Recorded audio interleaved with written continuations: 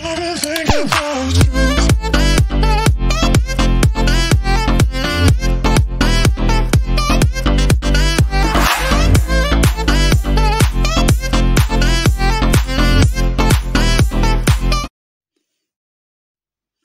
guys, good day po sa ating lahat. Yan guys, magluluto tayo ng macaroni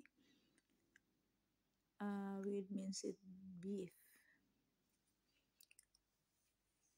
So, magpakulo muna tayo ng tubig at ilalagay natin yung ating macaroni.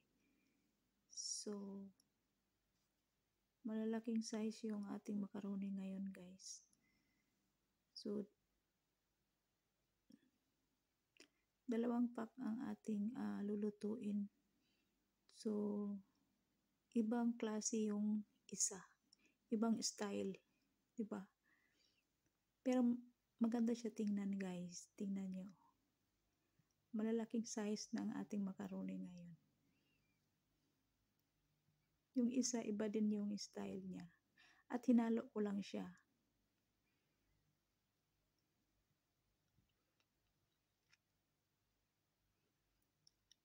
Ayan. So, hayaan lang natin na kumukulo yung ating macaroni at hintayin lang natin siya na maluto yung ating macaroni at mag-prepare tayo ng ating mga sangkap na ating ilalagay. Ayan. So, ayan, luto na siya guys. I-drain ko na siya. At nag-iwan na din ako ng sibuyas, bawang, at nag-prepare na din ako ng cheese. Ito yung ating minced beef.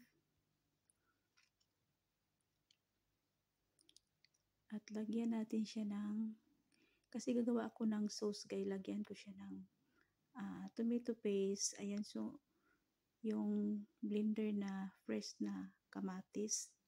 So lagyan lang natin siya ng mga powder na black pepper, turmeric. Ayan, so naka-ready na yung ating ricado. So lalagay tayo ng mantika. Kasi igisa natin yung ating sibuyas.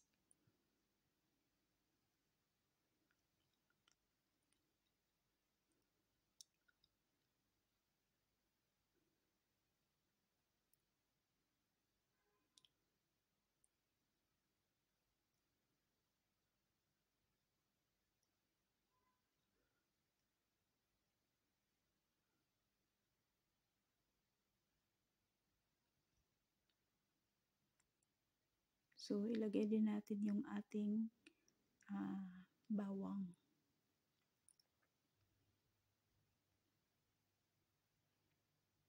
So, hintay lang natin na makunting brown yung ating bawang at sibuyas. At saka natin ilagay yung ating minced beef. Kasi guys, nakaready na yung ating macaroni. Luto na yung ating macaroni. So, ito na naman yung ating sauce na ating lulutuin.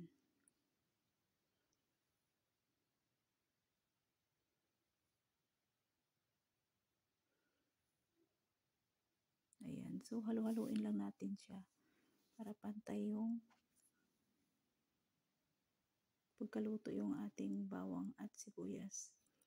At ilagay na natin yung ating minced beef.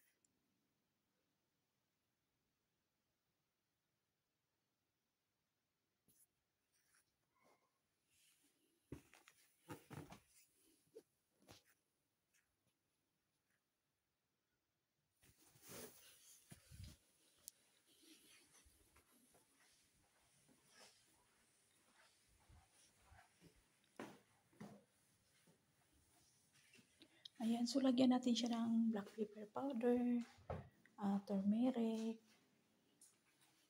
yung para sa karne na powder.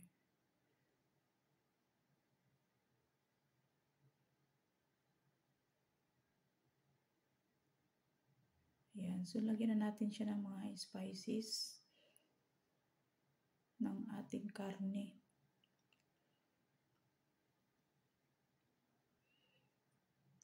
So, siyempre, halo-haloin lang natin guys para pantay yung lasa ng ating karne. So, lagyan natin siya ng magic cubes. At ilagay din natin yung ating tomato paste.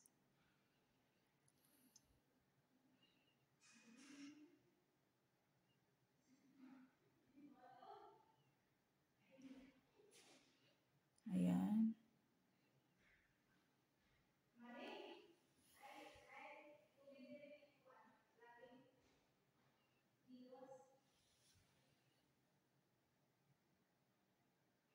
Ayan, lutuin muna natin yung ating tomato paste. Kailangan siya na lutuin yung ating tomato paste.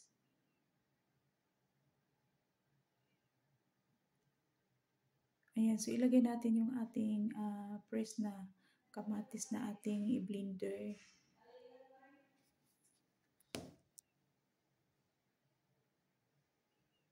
Ayan, so mix, mix, mix.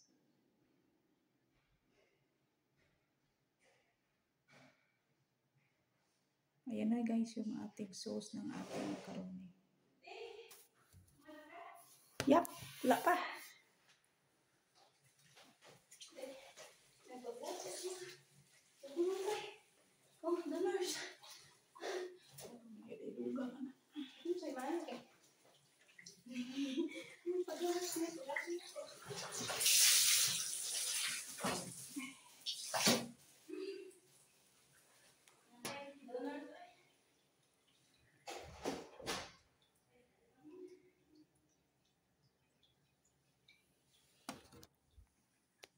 Ayan.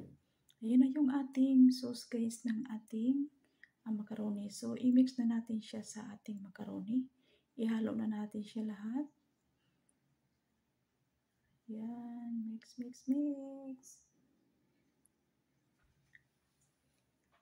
Mix, mix, mix.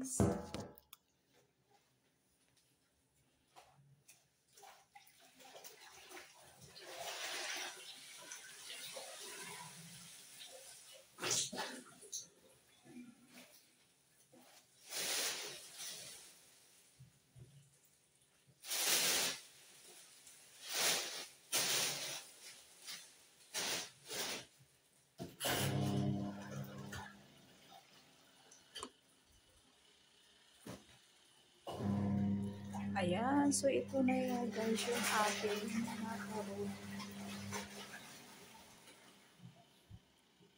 Ready to serve. Thank you for watching guys.